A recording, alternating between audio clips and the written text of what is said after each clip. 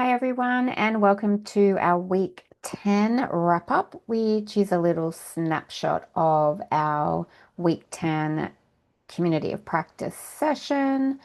And I want to begin by saying, how are you? And also, hang in there. Is this you paddling like crazy under the water? Because it's definitely me. It's been another crazy semester, but I think we've got 10 or 11 weeks till Christmas. So hopefully that can motivate you to make the most of these next 2 weeks of the module and the few weeks after that if you're still working on your draft. And maybe you can get the submission off before we have our Christmas break. I just want to remind you, if this is you paddling like crazy under the surface, don't forget what we learned about busyness in week 1.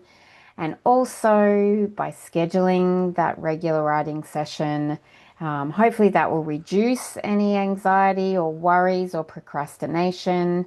You can most days find small blocks of time to do some of your writing or activities or whatever it is that you're up to with your draft. You are definitely on the home stretch, so stay focused. And I also want to remind you about your well-being. You're human. We don't want you feeling like the lady in the image. So just a reminder to think about in the last 7 days. So whenever you're listening to this or watching this, do you think you've had enough rest? Do you think you've had enough exercise, even if that's a walk around the block, if that's what you do? And the third question's an interesting one, whether you're feeling like you're resisting imposter syndrome or are you still sometimes second guessing whether this is worthwhile, whether you have the knowledge and expertise in your subject to be able to publish. So I think the fact that you joined this course tells us that you do have that knowledge. You're learning the expertise by being part of the module and everything that you're learning each day. So yeah, do your best to resist imposter syndrome if you feel like that might be coming over yourself, or even if you're thinking, oh, am I ever going to get this finished? Maybe go back to some of the calendars that we did at the beginning of the year as well. Maybe you got to move the goalposts a little bit and give yourself, a little bit more time, which is completely fine and, of course, very normal. All right, so very quickly, you will have remembered I mentioned on Monday that we have this feedback opportunity that we've postponed from when Belcher normally does it, which is earlier on in the module. We're doing it in week 11 and week 12, which is the article exchange exercise. So if your peer feedback group is quite connected and engaged, hopefully you can do that with them, this activity. And if not, which is most of your groups are not really that engaged, but I really want everyone who wants to do this activity, which I hope is most of you, to still be able to do it. So we've got a new survey, an opt-in survey that should be coming out today.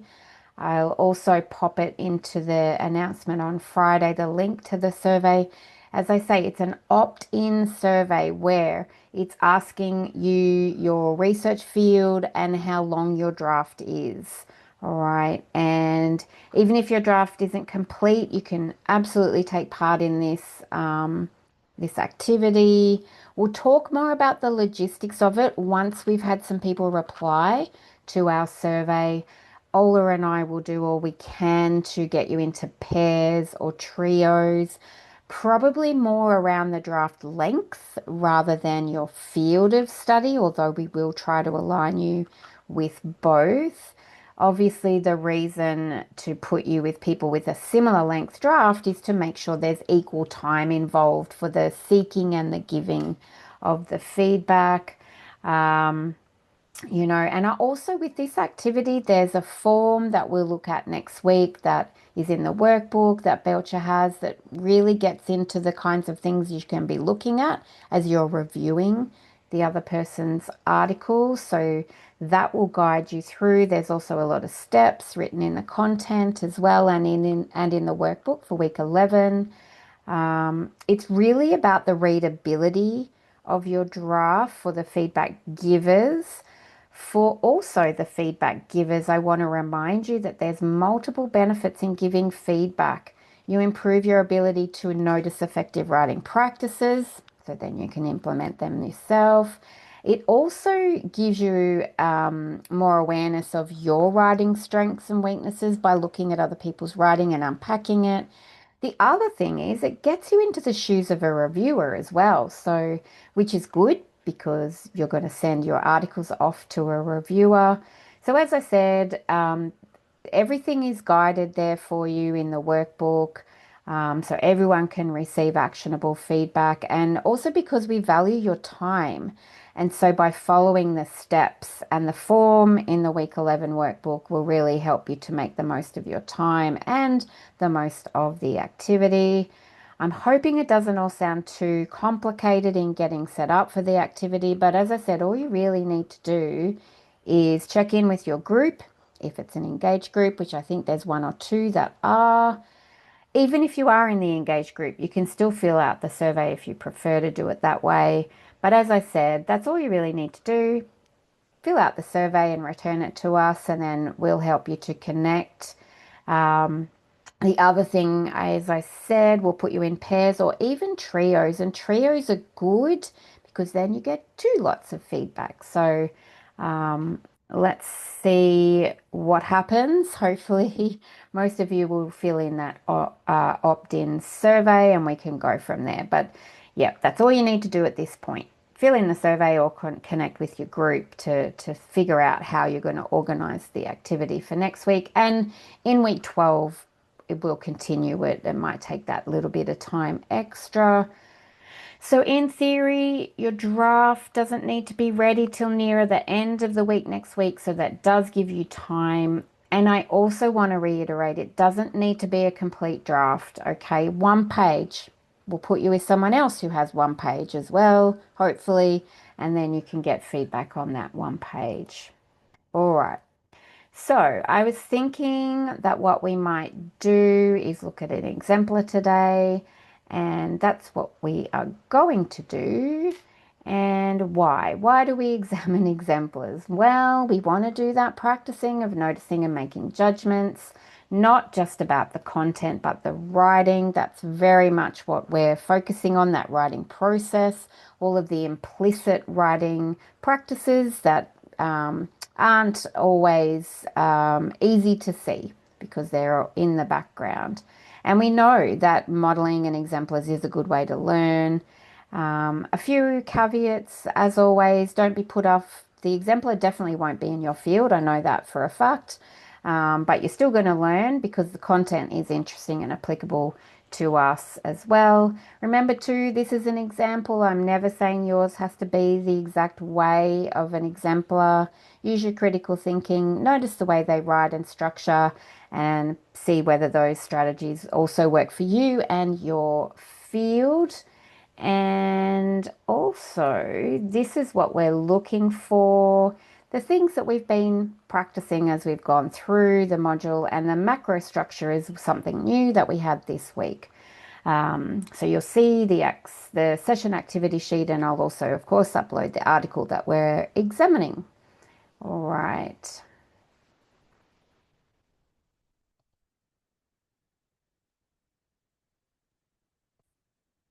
Okay, so this is the paper. I'll show it to you, open that one up in a minute. So it's an interesting one because it's all about structuring journal articles, which is what we were focusing on today. Notice the journal Technovation. That's an interesting one that probably none of us have ever accessed before, but that's okay. It's still got some really good information. And this is what we're doing. What's the argument? What are the claims? We're going to look at the results and discussion. We're actually going, it's not very long, it's only 3 pages, so we'll look at all of it. What strategies do the authors use? We'll see if we can figure that out. It's not always that clear. And these are the 5 down here. if you can see that. Description, sequence, cause and effect, problem, solution, comparison. What I noticed in the discussion from this week already was most people are doing problem, solution, or cause and effect, or a bit of both, which makes sense, doesn't it? Especially for empirical research. Okie dokie. So now I'm just gonna stop my share and let's start having a look at the exemplar. All right, so let's have a look here at the article. So it's not too long, which is good. And as I said, it's an editorial. So, but they have collected data. So we'll be able to have a good unpack of what's going on.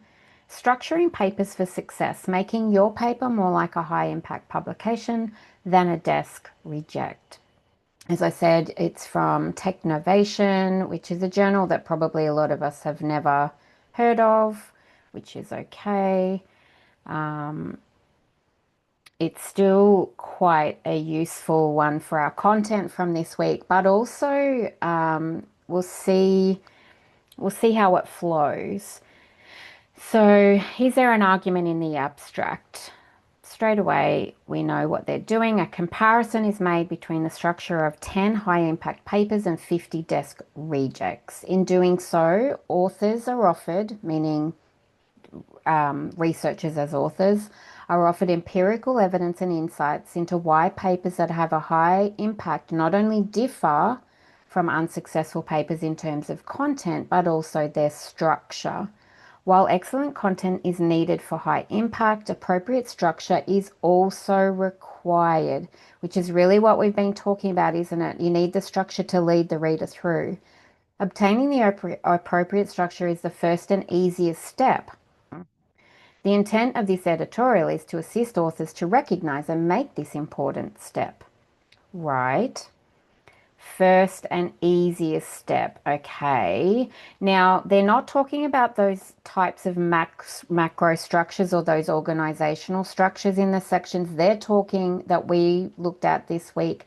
They're talking about the structure as in the subheadings. Okay. However, we can still, as we go through, keep an eye on the organizational structures as well. All right. So, introduction. Paper writing. Oh, and as by the way, what's the argument? Is they want to help researchers not get desk rejected. Okay. Claims for significance. We don't really have one as yet, to be fair. Um, but I mean, it's pretty easy to understand what the problem is, right? We don't want to get desk rejected.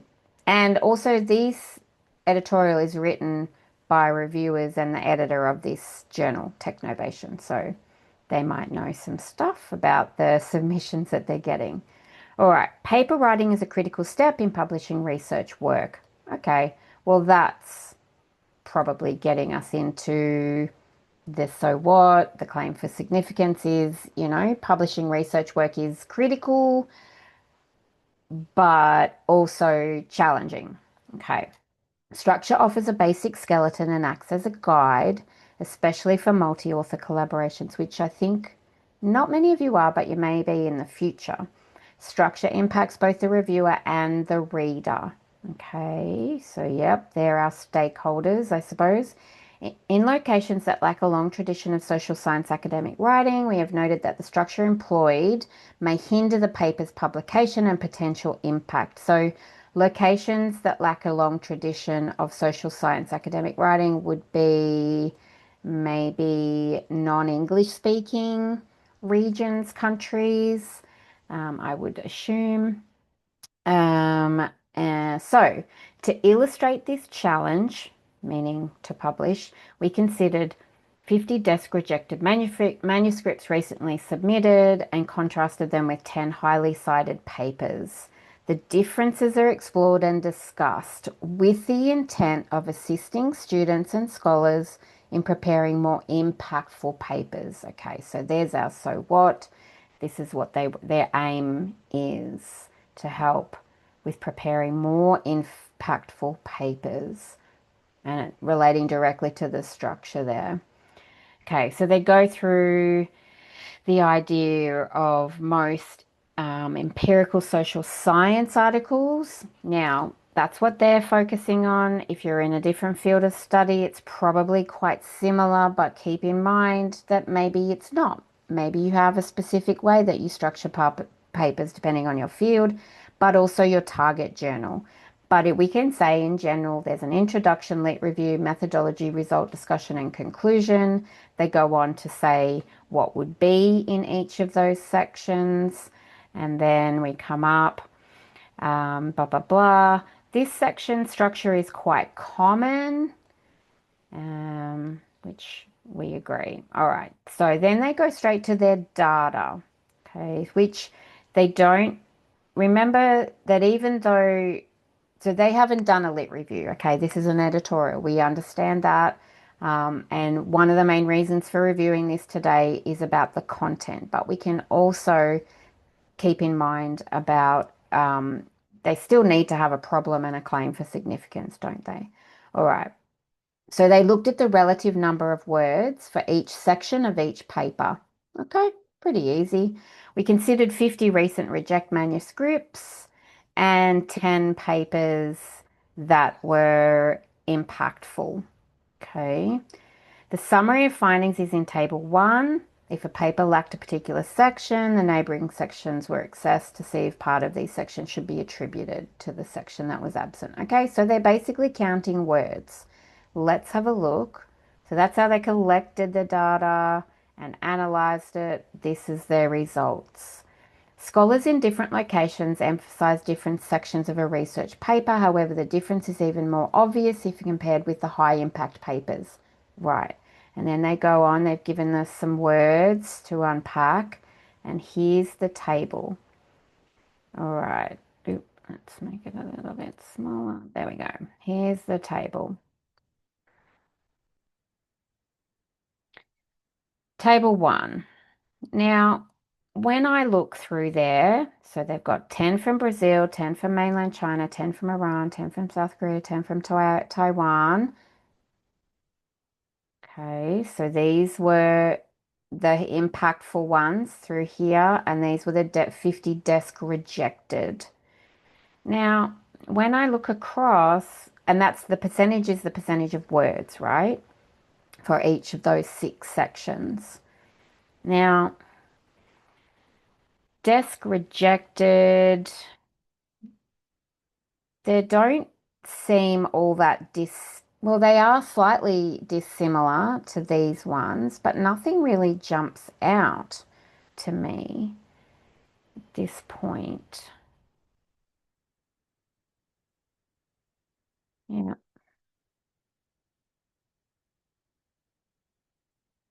But anyway, these are the desk rejected and these ones are the high impact.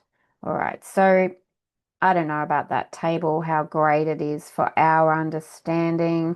And in their results, they talk about the emphasis. So they're saying in Brazil, they put less emphasis on the lit review. Mm,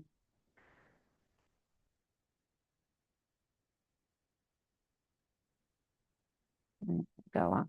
Blah, blah, blah, blah, blah, blah, blah, blah, blah. Yep. Okay. Now, this is the bit we want.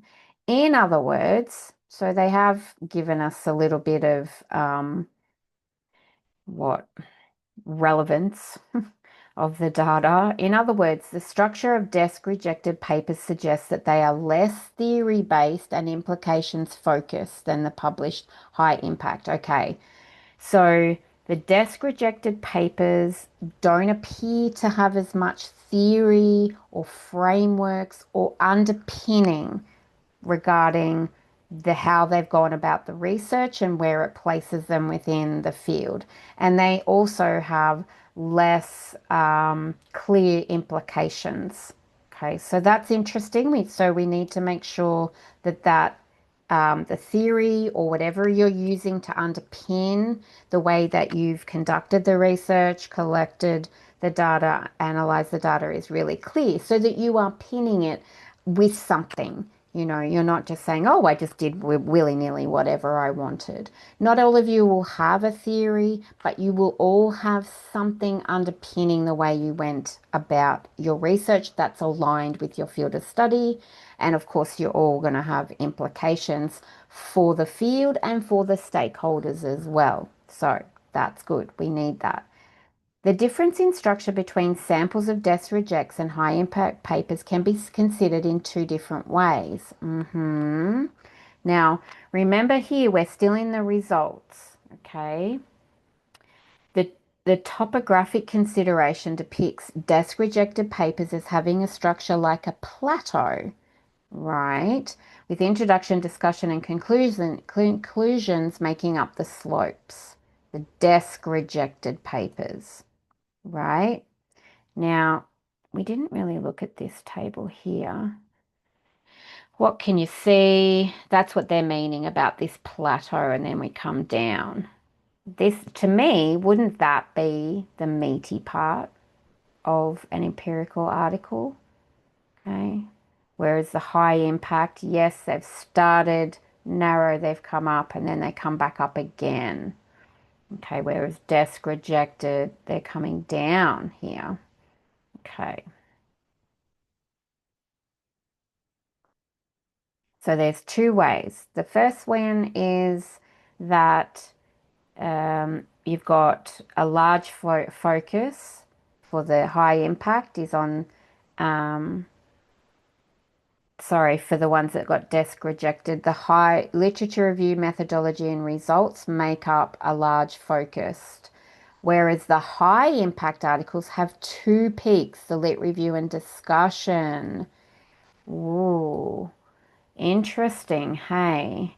And I feel like this is the best depiction of that, which is figure 2. All right, so what do you notice here?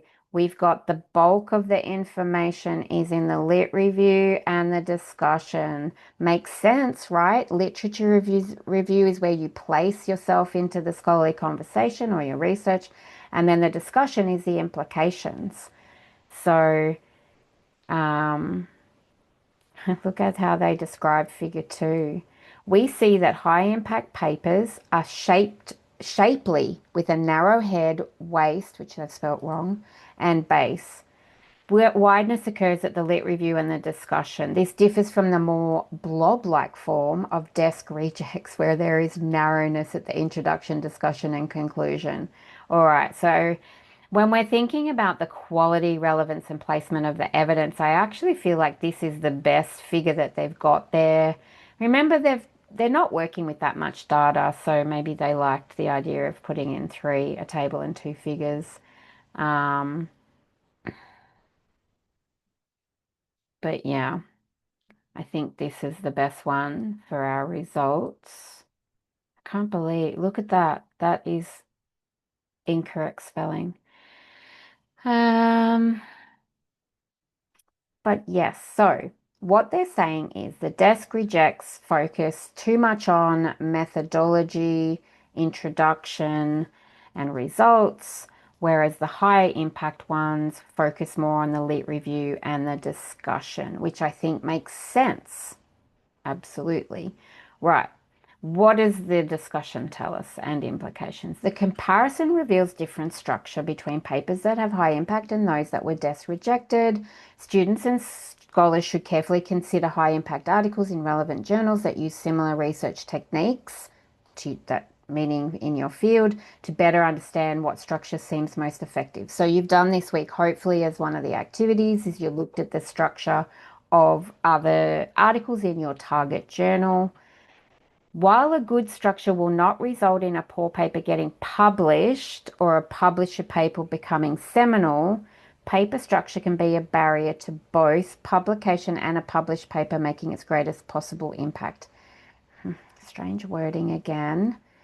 While a good structure will not result in a poor paper, will not result in a poor paper getting published. What? While a good structure will not. So they're saying even if you've got a good structure, if the paper is poor, you still won't get published. And if the paper is good and you have a bad structure, you won't have impact. So there we go. I think that's what they're saying. Let's keep going. Ah, um, but this is what I find interesting that they think this as well. While research methodology is offered in doctoral programs, the craft of structure in writing academic papers is often overlooked. Ooh, not for you. Yay, and not at QT. Okay, so well, that's good. So let's, I missed this bit. Yeah, we don't need to worry about that. Okay. Over half of the high impact papers were devoted to the lit review and discussion. Right. That's over half of the words. Okay, so that gives you a clue as to what readers are wanting, the lit review and discussion, right? The corresponding value for the desk rejected papers was only over one third. So desk rejected 35% of the words were in lit review and discussion. High impact was 51%, which is cool. We can figure that. That's good. We have noticed this corresponds to the training and behavior of graduate students and early stage researchers. Graduate education tends to focus on demonstrating that one can obtain results with an appropriate methodology. However, we need, it's critical to set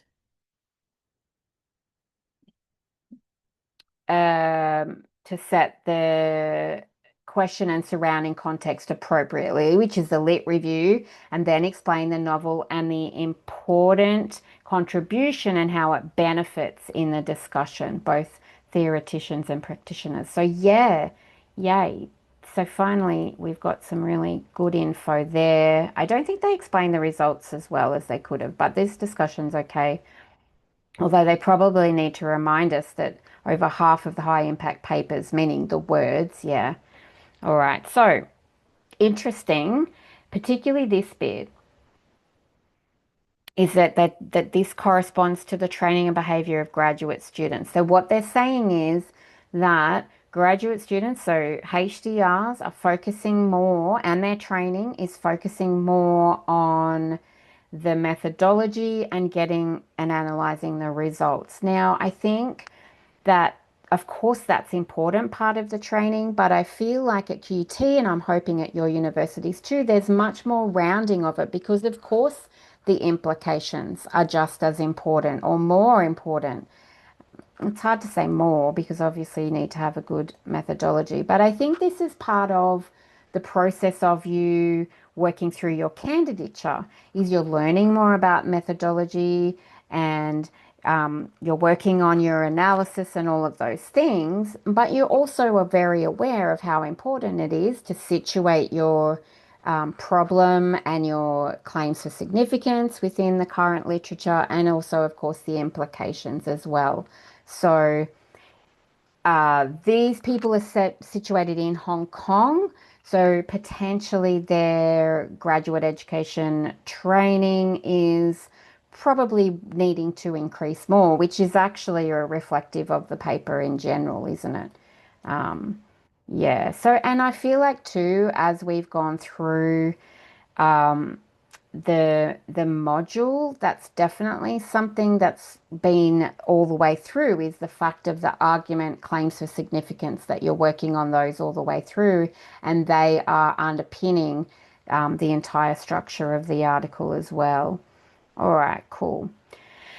Um, I think this is interesting. The journey from being research capable to capable researchers is about moving from being technically proficient to being proficient at making a contribution. And that's what you're learning through the journal, through the module, and through your training as well. So yeah, I feel like we've come full circle in this article.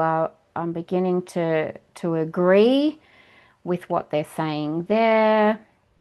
So, to do this, one must become very clear, concise, and terse in the areas of introduction, method, results, and conclusion. Don't know about terse, weird wording, but yeah, through there.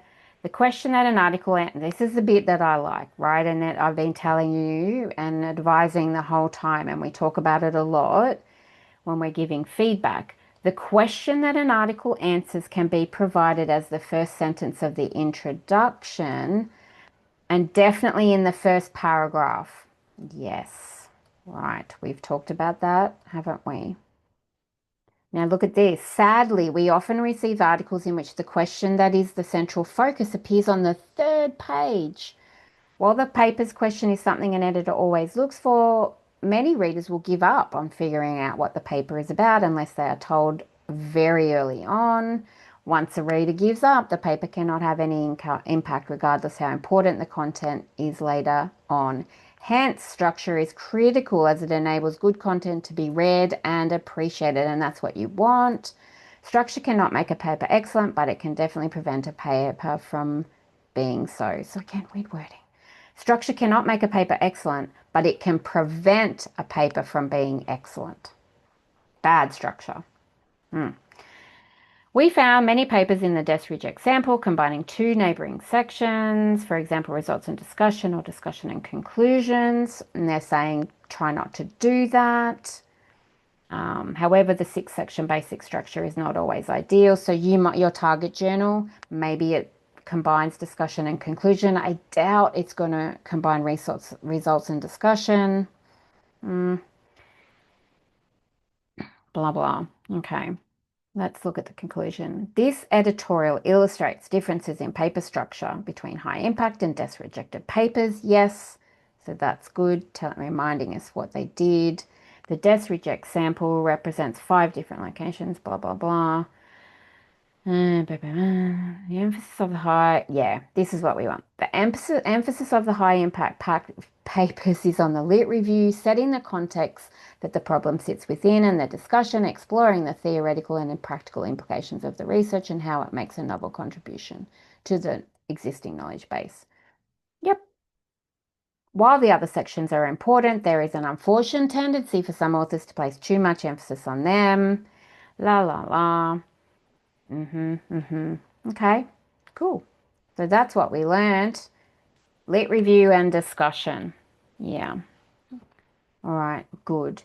Now, when we were doing the review, when you were doing that review of the results and discussion, a lot of what we talked about was making sure they were evenly balanced. And I still think that's okay to have them evenly balanced. But what you wouldn't want is the results to be more.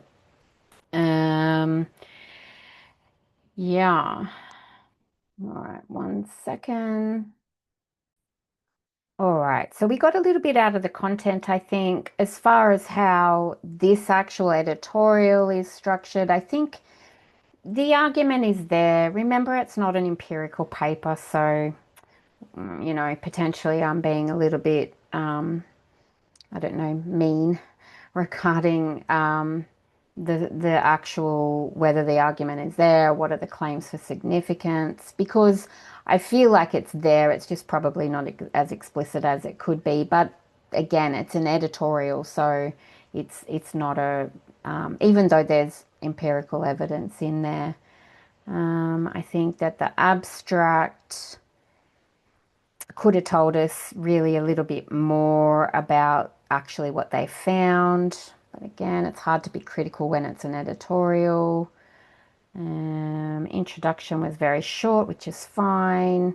They've got some data. I think the results, I still don't really know what we got out of that table. It doesn't really tell us what they ended up with, right? So maybe they needed to show it differently. Maybe if they combined all of these together,